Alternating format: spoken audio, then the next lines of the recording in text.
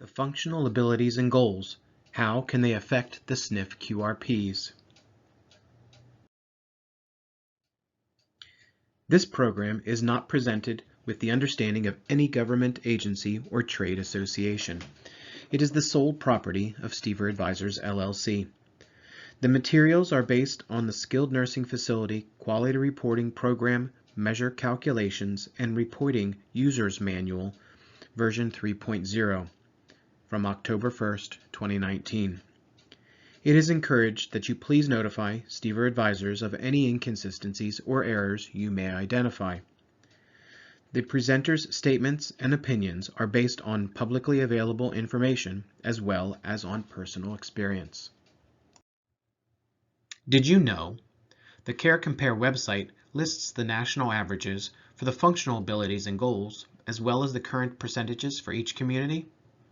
The national average for functional goal setting is 99.1%. This means that almost 100% of the communities across the country are listing at least one goal on all qualified PPS assessments. Of the qualified assessments, the national average for residents who were at or above their expected ability to care for themselves at discharge is only 52%. In other words, there are 48% of the residents that are admitted to skilled nursing facilities that do not statistically improve to the level expected. And lastly, of the qualified assessments, the national average for residents who are at or above their expected ability to move around at discharge is 62%.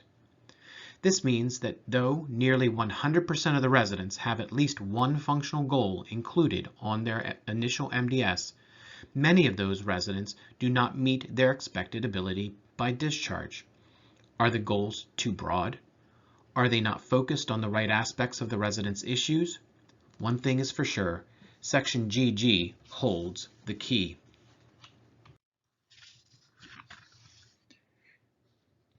In this education, we hope to improve your knowledge on how the information placed in Section GG, Functional Abilities and Goals, is used to develop a baseline care plan and focus on resident improvement. We will also show how that improvement affects your community's skilled nursing facility quality reporting program measures.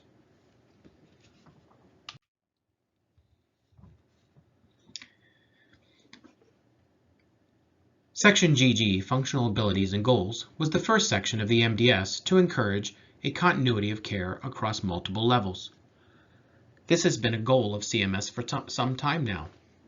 A form of this information is on the MDS as well as other post-acute care providers' reporting tools. This section feeds portions of the Skilled Nursing Facility Quality Reporting Program measures. Overall, there are 5 different quality measures associated with Section GG that evaluate goals, changes in functional scores, and discharge scores. For this discussion, we will be focusing on all of these measures. Let's do a quick review of the information in Section GG. This section is broken down into 3 specific areas: prior functioning, which also includes prior device used, admission self-care, and lastly, admission mobility, both of these areas with potential goal setting. When developing the resident's prior level of functioning, a best practice is to create an interview. That interview should focus on what the resident's living situation is at home, such as what style of home do they live in? Is it a rancher, a multi-story, an apartment? Do they live in a personal care or assisted living, or even a long-term care facility? If they live in a single-family house, how many floors do they use in the home? How many stairs to each one of those floors? If they use multiple stories, is it because their bedroom is on one level and all other living areas are on another? Can their bedroom move to the same level as all the other areas? Do they care for their spouse? Do they have a job? Do they even volunteer in the community? What kind of exercises do they do? Daily? Weekly? Other questions should focus on the instrumental activities of daily living. These areas include basic communication, such as speaking on the phone, transportation, meal preparation, shopping, housework, managing medications, and managing their finances.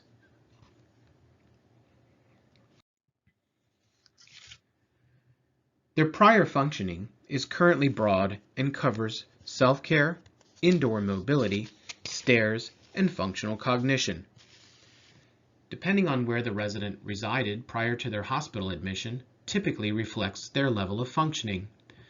A resident that lived alone may also respond as independent, where a resident that lived in a personal care or long-term care facility may respond as requiring more assistance or possibly not at all, depending on their circumstances. This area provides the first clue to a resident's care needs and potential goals in Section GG. A resident's response may show more information than just the code associated with it. This should be an interview, again, if at all possible, since it provides the resident's voice in their care.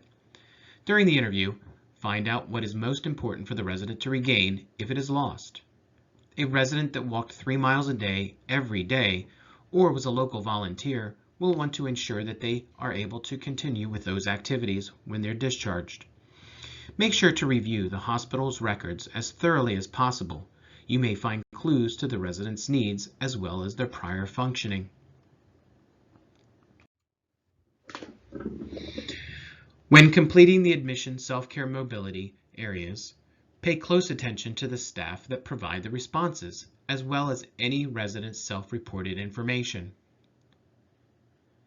These coding items should be the resident's usual performance in the first 3 days of their stay prior to therapy improvement. Encourage staff to assist only when necessary or needed, and to allow the resident to provide their own care, especially if they lived at home prior to their stay. Not only will this provide you with an accurate picture, but it will also allow you to gauge what is needed for the resident's potential goals for their care. If any of the areas are not typically done by the nursing staff, such as climbing stairs, but the resident was able to do these prior to their stay, have the therapists complete this area with the resident. During the resident's evaluation, most therapists now provide a Section GG admission performance, so use that information as well. It is best to have as much completed information as possible to develop the resident's plan of care. Also, many of the user-defined assessments or forms ask for a goal in every area. Though this is not needed, most staff place a goal in those areas so the UDA will close. This can cloud your vision of the resident's care needs.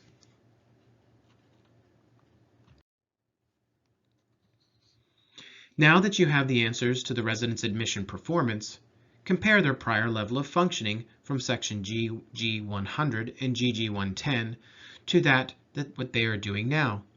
Are there differences? Are there similarities? When you spoke to the resident about their prior level, did they tell you about their home and how they took care of themselves? Review the resident's hospital record and ask them what caused their admission to the hospital. Was it something that could have been equated back to their prior functioning and possible areas of need? These questions and comparisons can assist you in determining what should be a goal or goals on which you should focus. The vision becomes less cloudy and more focused.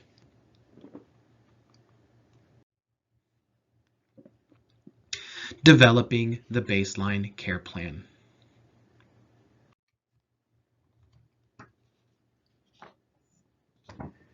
A best practice to the baseline care plan is to have areas of need fleshed out in that care plan.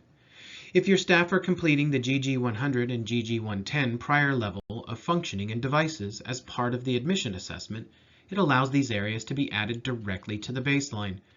Many electronic health record systems have created ways to add the functional goals directly from the admission assessments completed. Use these, but don't get caught up in the automated process, and allow the system to build a care plan that may not be best for the resident.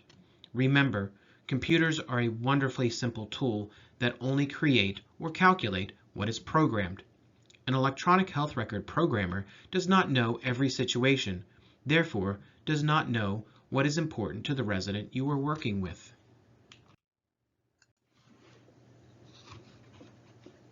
You can use the information built by your electronic health record system, if it was created, combined with the interviews and medical record reviews to create a more focused and goal-setting area into the baseline.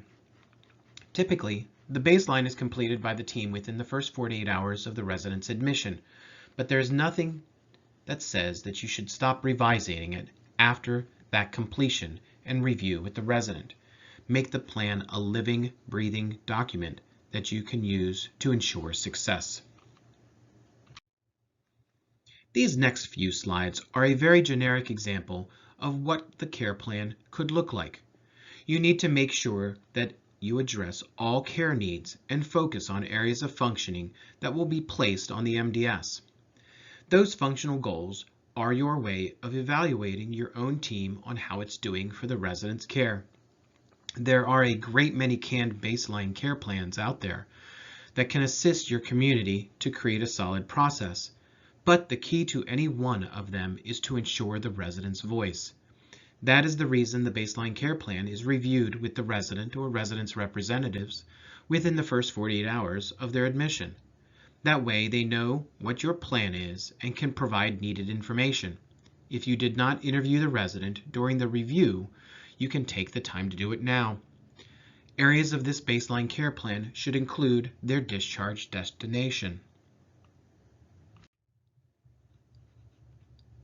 You should also review all information and add areas such as the barriers to their discharge so that you can determine if they are intrinsic or extrinsic. Intrinsic barriers are barriers that are personal to the resident. They can be actual or perceived. Actual barriers are diagnoses, surgical wounds, changes to their medication, etc. Perceived barriers include loss of control, fear of the unknown, and things to that effect. Develop a plan to address these intrinsic barriers.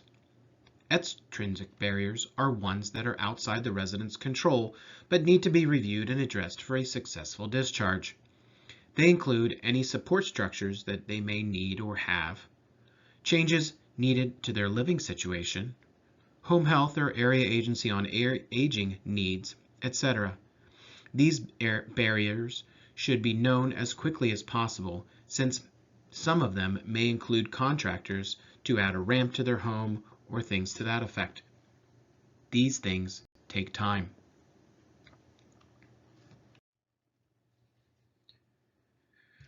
When adding the functional goals to the care plan, make sure to outline what each discipline is going to address. These goals may appear to be strictly a therapy goal, but most likely should be addressed by the entire interdisciplinary care team.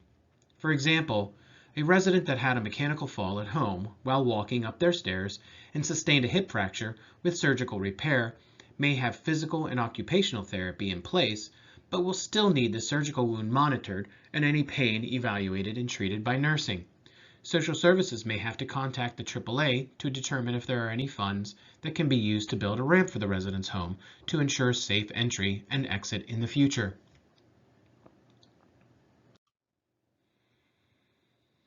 When you review the plan with the resident, reference the interview questions and other related materials such as the hospital records so that you can discuss specific areas of need.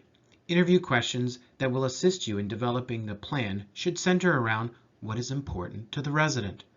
For example, that same resident that fell while going up the stairs was the primary caregiver for their spouse at home, and they need to ensure that they are able to still care for them.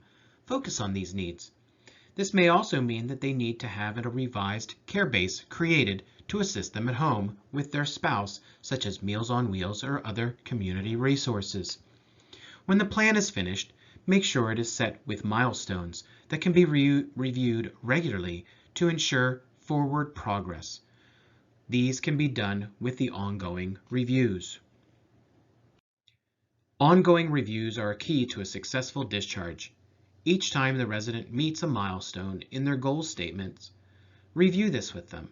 This will encourage them as well as ensure that you and the resident are on the right track towards their discharge. Conversely, if the resident is not meeting any of the milestones, discuss this within the interdisciplinary care team as well as the resident to determine if there are any new barriers to their progress. A barrier could be as little as the time of day that they were scheduled for therapy, or as large as an increase in their depression due to a perceived lack of control in their lives. The time of day a resident is scheduled can be easily revised, but the perception of loss is more difficult to correct if not quickly understood and countered. Ongoing reviews should be at least weekly, but best practice should be twice a week. This allows for the team to adjust their game plan as the resident meets their goals. This also ensures that if there are changes to the plan from the resident or resident's family, the team is aware and can adjust their goals. Too many times, a care plan is derailed when a family decides to change the situation on the resident. We should be diligent to ensure that if the resident can be discharged home safely, they are, even if this means the discharge date is further away than originally anticipated. As the resident nears discharge, each ongoing review builds off the previous ones. Now is the time to review the resident's prior level of functioning again and determine where they are now. This could be done by completing another GG review as an interim review, or could be done as an interdisciplinary care team discussion on their functioning. Therapy may be acutely able to provide this information since they are most likely treating the resident and are best able to gauge their current level of functioning. This can be done during the weekly skilled review or utilization review process. This allows your team to decide if the treatment that has been care planned is working and also provides the team with feedback for the resident's weekly skilled evaluation. The resident's prior level of functioning for mobility was independent, as noted in the examples we are using. The mechanical fall on their stairs caused a hip fracture and decreased their admission performance in all mobility areas to either partial moderate assistance or substantial maximal assistance. Since their admission performance, therapy has treated the resident daily, and their mobility has increased to supervision or touching assistance in all areas. This is on track, but the resident lives with their spouse at home and needs to be able to be independent to climb stairs before discharge. Where is the resident in this area? What needs to happen for them to become independent? Can nursing assist in the process by adding a restorative program to promote strength or stamina? Should social services get involved with the AAA to have a contractor build a ramp? What does the resident or family think? This should be discussed in the meeting as well as documented in the resident record. The planned date of discharge is an exciting day for the resident as well as their family. This day holds the promise of a safe discharge as well as life going back to normal. It also holds the key to their functional discharge scores. Make sure that all bases are covered. Review the discharge plan to ensure that the goals were completed, and send all information about the resident's functional abilities to any downstream providers that are preparing to take over for the resident's care. This is key and will become a quality measure in its own right in the coming years. A smooth transition and solid handoff of the baton is needed, just like in the U.S. Women's 4x400 meter relay in the 2020 Olympics. Once the resident has discharged, the community should complete one last evaluation. This is an evaluation of their own. How did the team do? Did they meet the resident's goals? Did they exceed them? What could have been done differently? There are many ways to debrief the team to ensure continued success for the residents. You may find that the resident had an unanticipated issue due to an underlying condition that no one was aware of until it manifested. This might lead the team to adjust their interview questions or develop a more comprehensive review of medical records when they arrive. Even a successful discharge could still be reviewed and improved upon. All skilled residents that you care for and their functional goals, admission and discharge performance scores, then culminate in a community's skilled nursing facility quality reporting measures. In this next section, we will be discussing these areas and how effective goal setting can result in better measures. Remember, these measures specifically pertain to areas found on the MDS. As long as your information is accurate, then these measures should be accurate as well. Let's review them now. Recall the "did you know" from the beginning of this presentation? 99.1% of communities supply at least one goal, and only about half of those residents met their expected self-care and mobility scores. What does this mean? Let's review how the scores are calculated so that we can discuss them. Both the self-care and mobility areas are based on the resident's usual performance on admission. Do not assume anything. Using Section G as a guide can help, but interviewing the staff that complete the care of the resident as well as the therapy staff that evaluated them is best practice. The self-care score is measured by the codes 1 through 6 on each self-care item on the MDS. If a resident's MDS code is one of the activity not attempted codes, such as 7, resident refused, 9, not applicable, the resident did not attempt and did not do this activity prior to admission, 10, not attempted due to environmental limitations, or 88, not attempted due to medical condition or safety concerns, then the code for that area is 1 for the SNF QRPs. This means that the minimum for the self-care is 7 and the maximum is 42. The higher the score, the more independent the resident is. Accuracy is key. If a resident is admitted at a high level of function, then they should remain at that high level or exceed it. If the resident is admitted at a lower level of function, they should improve. Mobility is measured the same way as self-care. Each item is coded for the entirety of the mobility area. The codes 1 through 6 correspond to the same number score, and anything else is coded as 1. There are 15 mobility areas that range from items GG170A, roll left and right, through GG170P, picking up an object. It does not take into consideration the resident's ability to use a wheelchair or scooter. If a resident is unable to walk 10 feet and you use an activity not attempted code of 7, 9, 10, or 88, the MDS has a skip pattern that skips through to item GG170M, one-step curb. Again, if the resident is unable to do this as well, you skip to GG170P, picking up an object. This means that you would score a 1 for 7 items automatically. These 15 mobility areas calculate to a minimum mobility score of 15 and a maximum of 90. Just like in self-care, the higher the score, the more independent the resident is.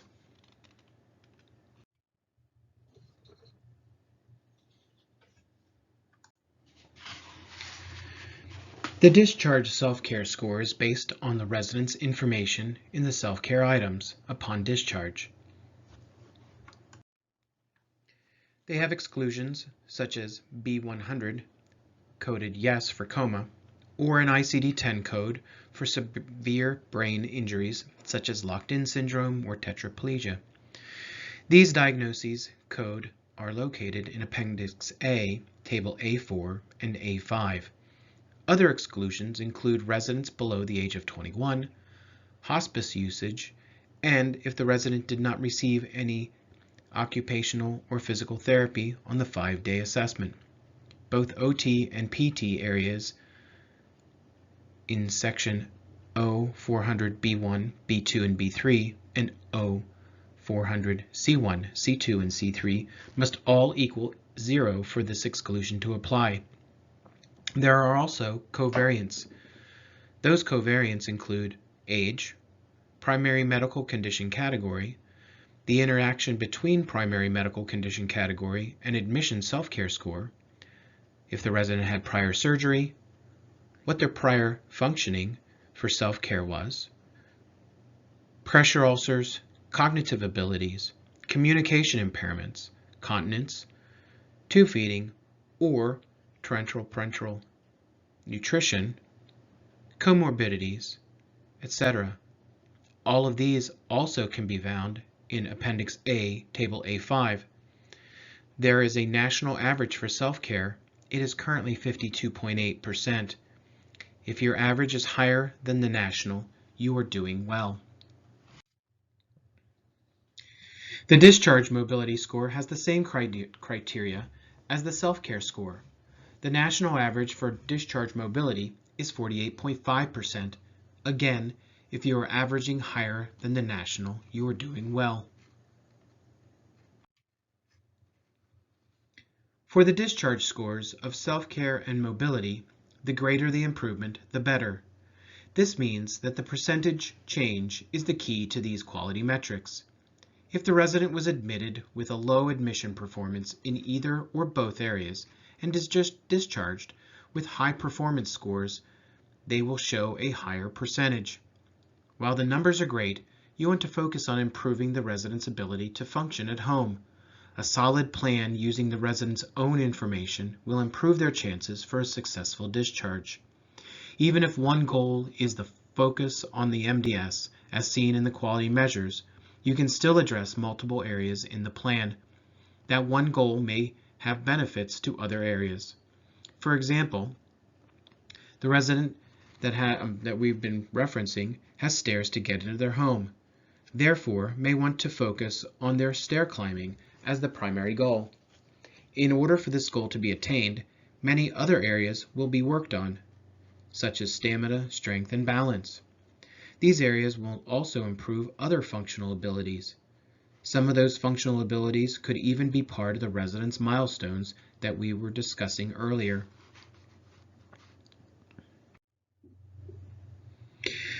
The change in self-care score is similar to the other areas above. The same exclusions and covariance apply as the discharge scores. The measure focuses on the estimated difference between the admission performance and the discharge performance of the resident. For example, the resident's admission performance score was an overall 25 out of 42 in self-care. Their discharge performance was a 35 out of 42. This is a difference of 10 points overall. This is what is measured. There are no national numbers for this area on the Care Compare site, but the current number is 7.9. Therefore, if your self-care numbers are above the change, you are doing well nationally, but the more improved, the better the resident is for discharge.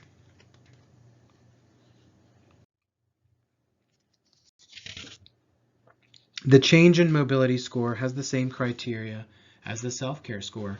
Again, there are no national averages for change in mobility on the Care Compare site, but it is currently 19.3. If you are averaging higher than the national, you are again doing well. Remember, all of these measurements are not based on the same exact information that is noted in either the PT/OT or the nursing PDPM case mix groupers. It includes all of the self-care and mobility items from Section GG, except wheelchair and scooter mobility. For change in self-care and mobility scores, any scores that are greater on discharge than on admission is considered an improvement. So if the interdisciplinary care team focuses on completing and reviewing the entirety of the functional abilities, it should be more accurate than if therapy alone completes the process. Many communities have relied on the therapy functional scores and not on their own nursing staff to complete them. This means that the scores may be artificially higher than they would be with the nursing staff. For example, if the resident was evaluated in the therapy gym by OT and PT and had a functional score of 5 setup or cleanup assistants for all mobility areas, but that was after they were assisted by nursing with mobility scores of partial to moderate assistance levels. A change from 5 for setup to 6 for independent is not as much as change from partial moderate to 6 independent. Truly review the resident for usual performance during the 3-day look-back to ensure a comprehensive review. The self-care and mobility measures are risk-adjusted, so pay special attention to any of these items that may cause the resident's risk to change. The risk adjustments are age and primary medical condition at section I-20, admission self-care and mobility scores, and the other covariants that we've referenced before. This is fairly exhaustive and again is outlined in the SNF QRP measure calculations and reporting users manual in table A5. There is a link to that resource at the end of this presentation.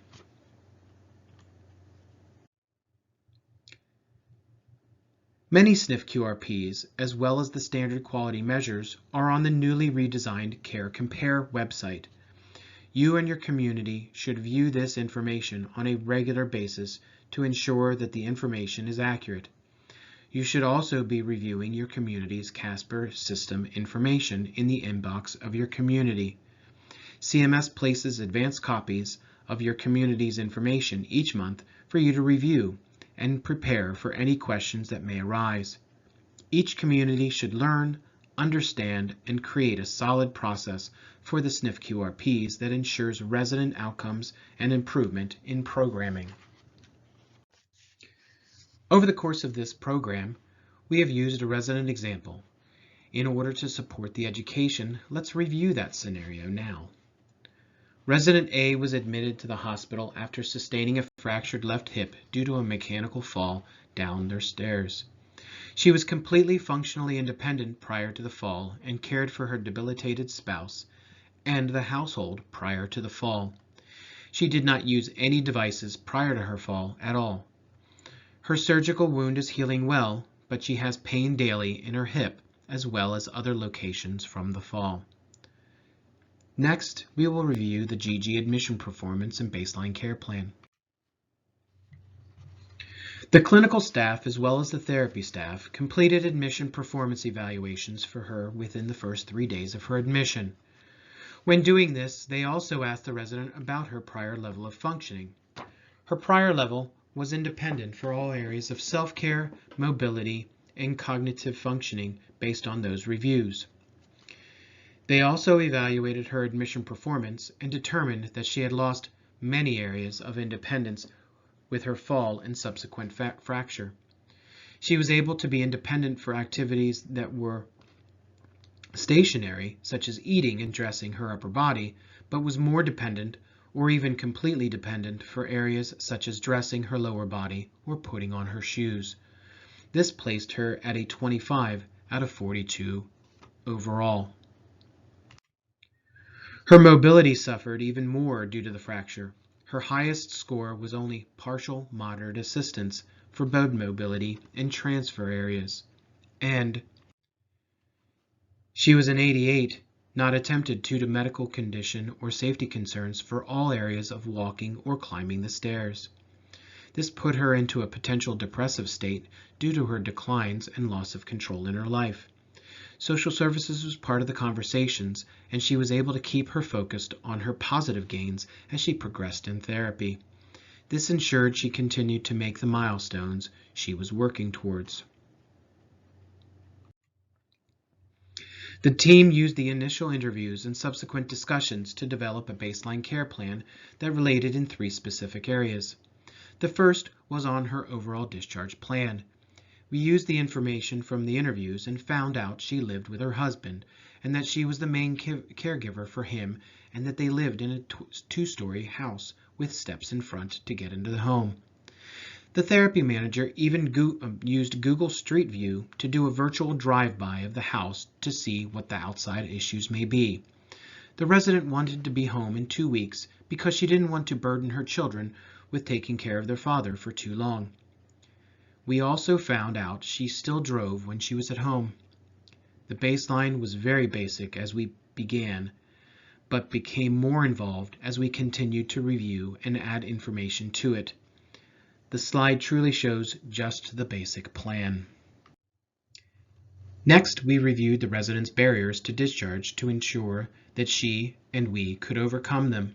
The intrinsic barriers were her pain from the surgery and fracture, and the extrinsic barriers were her loss of control by possibly needing others to assist her to care for her spouse. This was determined to be a real factor and needed to be addressed on an almost daily basis. Social services discussed options with the resident. She was unaware that she could utilize Meals on Wheels and the local transit authority to assist in getting places with her husband. Social services set these up as part of her plan and reviewed the schedule with her and contacted the AAA to ensure that she was in their system as someone that may need assistance in the future. The next area of her baseline was to create the actual milestones that she could use to show her progress. This was important. She needed those milestones to ensure she was getting better and that she could go home. They kept her focused. They kept the team focused. We reviewed her progress each week in the utilization review meeting and discussed her concerns and issues with the medical director at that time. Each time she met one of those milestones, we reviewed it with her. If she was having issues, we reviewed them and determined if they were something we needed to get outside help with, such as the physician or other consultants. The nursing milestones were added to the barriers plan, so we kept them there and reviewed those in our utilization review meeting each week. She improved in the first few days and no longer needed her opioid within the first 4 days. She was happy about that, and we maintained her on a routine Tylenol dose to ensure that she kept on top of her pain. Physical therapy had several milestones since they were involved in all of her mobility areas. She decided with the team on the following milestones: being able to climb the 4 stairs needed to get into her home, use the walker to walk on uneven surfaces, then graduating to using a cane to walk on uneven surfaces, and then lastly, able to climb the 12 stairs to get to the 2nd floor of her home and into her bedroom. Occupational therapy was involved in several care areas as well. Their approaches were, and milestones were, able to stand at the sink to wash and brush her own teeth, able to put away her own clothes, and able to put on her own clothes. These were important to show the resident she was going to be able to care for herself and not just be mobile. Social Services was able to review the milestones as well. She set up Meals on Wheels for the resident and her husband. She set up contacts with the local transit authority to ensure her husband could get to any appointments, as well as using it for errands. And she contacted the AAA to have the daughter meet with them to review her mother's case. These milestones were more based on what the community could do for the resident and not what the resident specifically was able to do for themselves. But this was very important to show her that she was not alone. She does and can rely on others to assist her with her own care and the care of her husband. Each ongoing review was done either as part of the weekly skill review or as an ad hoc part of the resident's therapy treatment sessions. It was important to keep her aware of her progress. The progress assisted in decreasing her potential for depression and gave her another opportunity to succeed. As we approached her discharge, we reviewed her progress and completed a GG review to determine where she was. Her self-care score had gradually increased over the 2.5 weeks from the original 25 all the way up to 39. As you recall, 39 is only 3 points away from the maximum score of 42. She maintained her momentum and used her strengths to succeed. Mobility discharge score was just as impressive. She began with an original score of 28, showing many medical issues including pain as well as lack of balance and fear associated with mobility. She ended her stay with an overall score of an 85, which is very good. The only areas she continued to have difficulty in were walking on uneven surfaces and car transfers. Those areas could be addressed after her discharge.